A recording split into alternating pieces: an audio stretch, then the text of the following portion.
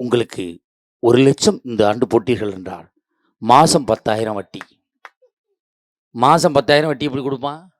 2 வட்டிக்கு வாங்கியே நம்ம கட்ட முடியாமல் தர்றான், 1 வட்டிக்கு வாங்கியே கட்ட முடியாமல் தர்றான், 10 வட்டி. உடனே இவன் 1,00,000 ரூபாய் போடுவான், மறு மாதமே 10,000 ரூபா வந்துடும்.